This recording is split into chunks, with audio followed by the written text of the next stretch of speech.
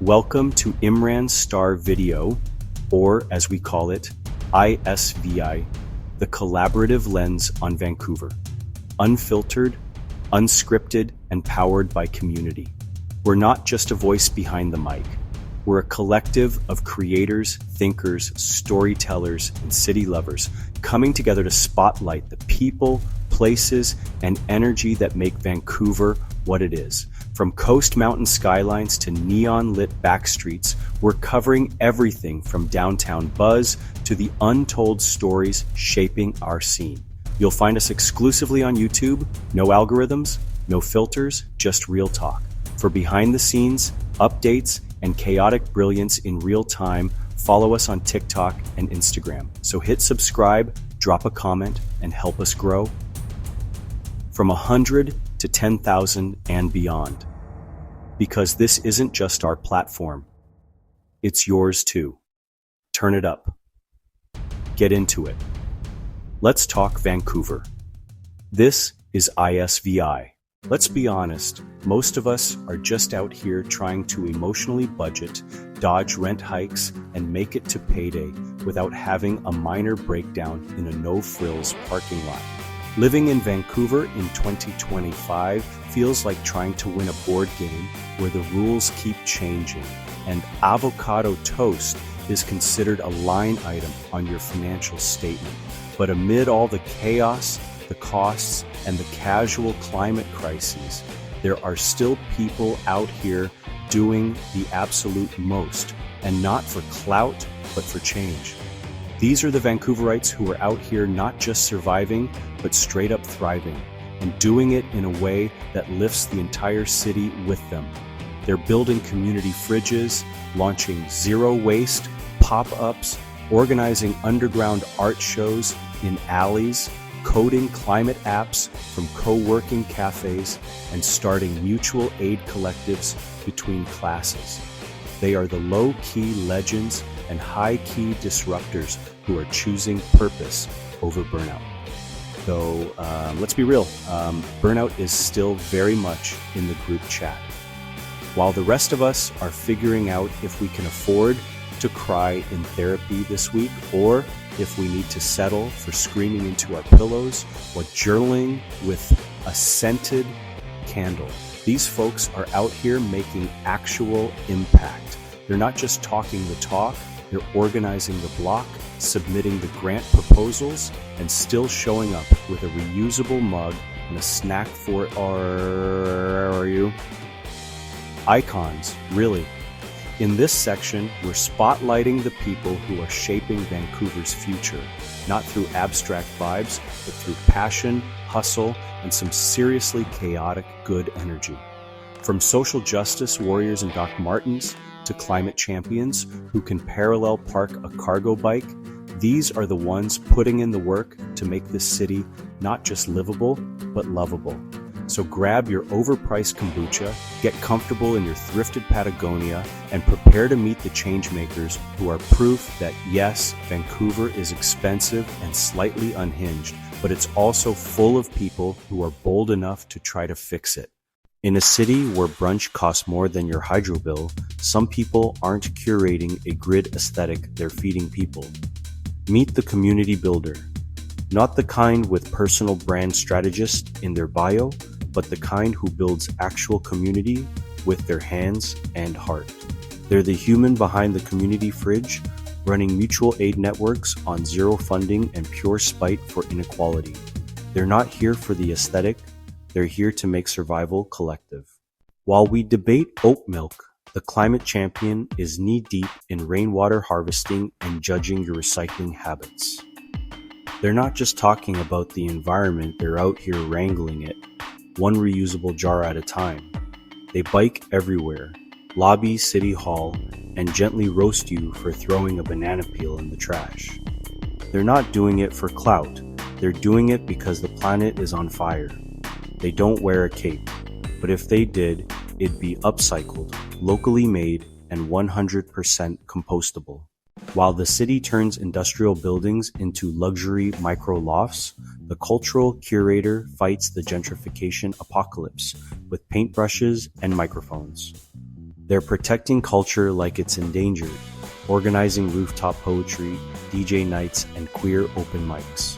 They're not gatekeeping, they're door holding, creating space for BIPOC artists, trans performers, and disabled storytellers. Running on caffeine and community hustle, they're making damn sure the city doesn't forget how to feel. Activism isn't just yelling at buildings anymore. It's Google Docs and city council meetings. Enter the social justice architect. They're not here for empty hashtags. They're here to gut systems, writing policies that actually do something and dragging institutions into accountability. Their toolkit: strategy, spreadsheets, and searing moral clarity. While the rest of us are doom scrolling, they're out here embedding justice into blueprints, one anti-oppressive bylaw and community-first policy shift at a time. While most of us are figuring out Canva, the innovator is already 3 steps ahead, coding climate justice apps and running 3 LLCs from a coffee shop. They see broken systems and say, what if I just made a new one from scratch? And then they do, with style. They're the tech whiz building an app for the unhoused, or the filmmaker documenting gentrification with a camera duct taped to a bike helmet. They don't wait for permission. They launch, test, fail, then pivot. Their love language is collaboration, hyping others up, reposting local businesses, and dropping game-changing insights. But beneath the hustle is purpose. They're not just chasing clout, they're chasing impact, equity, actual systemic change. They're proof that innovation isn't about reinventing the wheel, it's about turning it into a solar-powered, community-led vehicle that takes everyone for a ride. Not all heroes wear capes. Some wear thrifted hoodies, ride the 99 beeline, and hold this entire city together with a reusable coffee cup and pure emotional stamina. While politicians pose for photo ops and developers name towers after luxury concepts that sound like skincare brands, hi, Lumina at Harmony, the everyday icon is actually out here doing the work. Quietly, consistently, and without a PR team. These are the people who don't have LinkedIn bios that say changemaker, but somehow manage to change everything anyway. They're the teacher who turns every lesson into an act of empowerment. The bus driver who waits for the late running student. The library worker who stalks zines about rent strikes. The barista who remembers your order and your pronouns. The folks who move through the city like glue, invisible to most, essential to all. They're not chasing clout, they're chasing community. They're not interested in being disruptors because they're too busy being dependable. They show up for neighbors. They call BS when things are unfair. They hand out extra granola bars to someone who missed breakfast. They attend every city meeting, even the boring ones, because someone has to take notes that aren't riddled with corporate jargon. These everyday icons don't need viral moments. They are walking micro movements. They make the city feel human when everything else screams overpriced tech dystopia. They know everyone at the local food co-op, can tell you which laundromat still takes coins, and probably helped organize the community cleanup last month and brought snacks. And while they may never trend on Twitter, RIP Twitter, their impact is written in the relationships they've built, the trust they've earned, and the consistency with which they care. They're the ones who remind you that radical kindness is a form of resistance and mutual respect is still revolutionary. So if you're ever wondering who the real MVPs of Vancouver are, look past the press releases and real estate ads. They're probably standing behind you in line at JJ Bean, quietly changing the city one decent human interaction at a time. No awards, no speeches, just vibes, heart, and a flawless ability to carry community in a tote bag. Sure, Vancouver is beautiful. The mountains, the ocean, the skyline. But the real magic isn't the view. The backbone of this city is the people.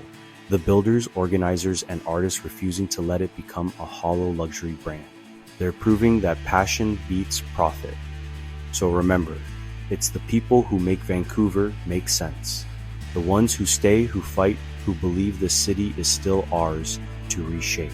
You've been watching ISVi. We're a crew telling the stories that don't make the news, but make the neighborhood. If this episode hit, pass it on. Subscribe, follow, and comment. We're building this together. Until the next drop, stay loud, stay collective. This is ISVi signing off.